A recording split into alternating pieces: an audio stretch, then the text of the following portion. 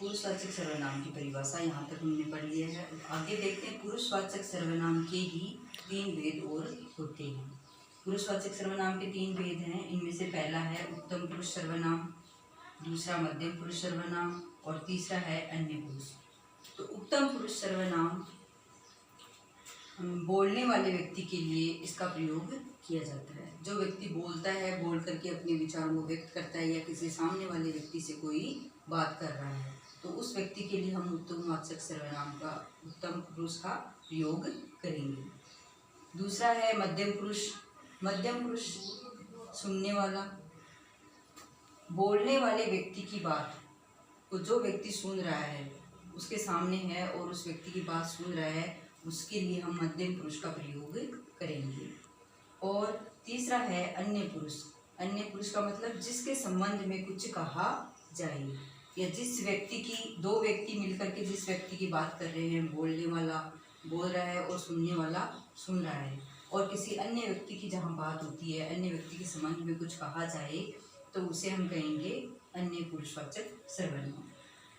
तो ये हो गए पुरुषवाचक सर्वनाम के 3 भेद, उत्तम पुरुषवाचक, मध्यम पुरुष और अन्य पुरुष। अब इसके बाद में दूसरा भेद है, सर्वनाम का दूसरा भेद है निश्चयवाचक सर्वनाम। सर्वनाम का दूसरा भेद है निश्चयवाचक सर्वनाम। जिन सर्वनाम शब्दों द्वारा किसी निश्चित व्यक्ति या वस्तु, किसी निश्चित व्यक्ति या वस्तु की ओर संकेत किया जाता है, उन्हें निश्चयवाचक सर्वनाम कहते हैं। जिन सर्वनाम शब्दों के द्वारा किसी निश्चित व्यक्ति या वस्तु की ओर, मतलब हम जिस भी व्यक्ति या वस्तु के बारे में बात कर रहे हैं, वह व्यक्ति या वस्तु निश्चित है कि हम उसी की ही बात कर रहे हैं, तो ऐसे सर्वनाम को हम निश्चयवाचक सर्वनाम कहेंगे। जैसे यह, वह, ये, वे, उन्होंने आदि। जैसे हम किसी के बारे में बात कर रहे हैं कि यह मेरी पुस्तक है, वह स्कूल जा रहा है, तो ये निश्चित है कि हम जिनके बारे में बात कर रहे हैं वो व्यक्ति निश्चित ही वह काम कर रहा है, तो इसे हम कहेंगे निश्चयवाचक सर्वनाम। अब सर्वनाम का तीसरा भेद है अनिश्चयवाचक सर्वनाम। निश्चयवाचक में तो कोई भी वस्तु या व्यक्ति के बारे में निश्चितता का बोध होता है, और अनिश्चयवाचक सर्वनाम में जैसे हम किसी व्यक्ति या वस्तु की ओर संकेत तो कर रहे हैं, किसी व्यक्ति या वस्तु की ओर संकेत तो कर रहे हैं, परंतु किसी निश्चित वस्तु या व्यक्ति की ओर संकेत नहीं किया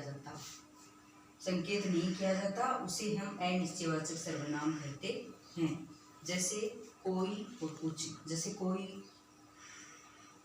कोई व्यक्ति दरवाजे पर आया है, तो अगर हमें उसके बारे में पता नहीं है कि ये कौन है, तो हम यही कहेंगे कि कोई दरवाजे पर है। तो कोई का शब्द का मतलब ये है कि ये अनिश्चितता को प्रकट कर रहा है।